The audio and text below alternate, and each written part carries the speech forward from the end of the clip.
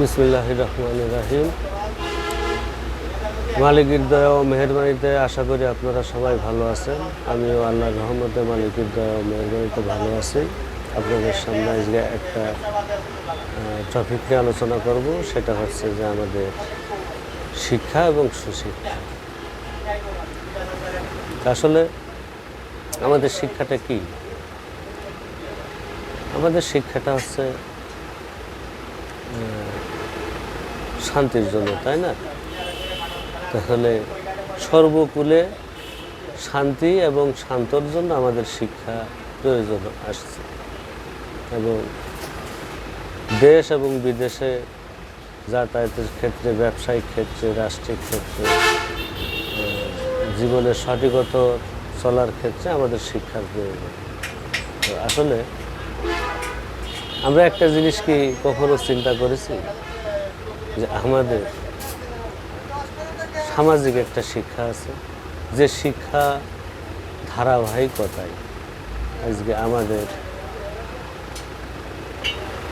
সুশিক্ষা বলে আমরা দাবি করতে পারি।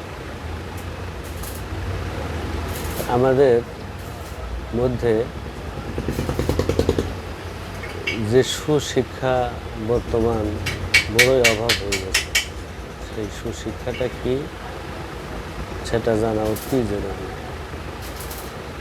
আমরা যে যার অবস্থান থেকেই আমরা তো শিক্ষিত, জ্ঞানী। এখন তো আমাদের দেশে শিক্ষিত মানুষ প্রায় বলা চলে 95%। তাহলে আমাদের তো শিক্ষার অভাব নাই, জ্ঞানের অভাব নাই। আমাদের মধ্যে থেকে একটা জিনিসের অভাব হয়ে গেছে, সেটা হচ্ছে যে আদব। তাই আমাদের দরকার আদববান হওয়া। আদববান যদি না হতে পারি, তাহলে আমরা হচ্ছে আবেগবান হয়ে, বর্তমান আমাদের যে সামাজিক কালচার আসছে, আমরা আবেগপ্রবণ হয়ে আজকে দেখেন কি অবস্থা। সবই তো দেখছেন, সবই জানছেন। আপনাদের জ্ঞান দেওয়ার মতো জ্ঞান আমার নাই, কিন্তু যেটা দরকার আমাদের সামাজিক শিক্ষা, আদব, এই শিক্ষাটার বড় অভাব হয়ে গেছে। এই আদব যদি আমাদের কাছ থেকে এইভাবে চলে যায়, তাহলে আমরা শিক্ষিত হতে পারবো, জ্ঞানী হতে পারবো। এতে কি হবে? সর্বমূল্যে আমরা অহংকারী হয়ে তো কোনো কাজ নেই। অহংকারী হয়ে কে কাকে দেখাবে, শোনাবে, শুনবে? আসলে এই অহংকার দেখানো হয় শক্তির মাধ্যমে। একজন সুশিক্ষিত মানুষ কি শক্তির পরোয়া করে? তার শিক্ষাই তো তার মূল জিনিস। এই শিক্ষাটা কি? সেটা হচ্ছে আদব। তা আমাদের মধ্য থেকে যে আদব বেরিয়ে গেছে, আদবটা আমাদের খুবই জরুরি। আমরা ছোট বড়,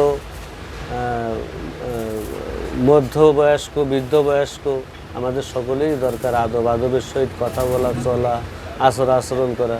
তাইলে না আমরা আমাদের মধ্যে থেকে শান্তি হারাবে না। আর যদি এগুলো না থাকে, তা শান্তি তো অলরেডি হারিয়েই গেছে। অশান্তির শেষ নেই, চাহিদার শেষ নেই। তা দেখেন, চিন্তা করেন, আমি ক্ষুদ্র মানুষ, ক্ষুদ্র কথা বললাম, বাস্তব জীবনে যেটা দেখি, যেটা শুনি, সেটা বিষয়ে আলোচনা করলাম। তো যদি আলোচনাটা ভালো লাগে, পাশে থাকবেন আশা করছি। ধন্যবাদ আপনাদের সবাইকে আমার এই টপিকটা শোনার জন্য। আসসালামু আলাইকুম ওয়া রাহমাতুল্লাহি ওয়া বারাকাতুহু।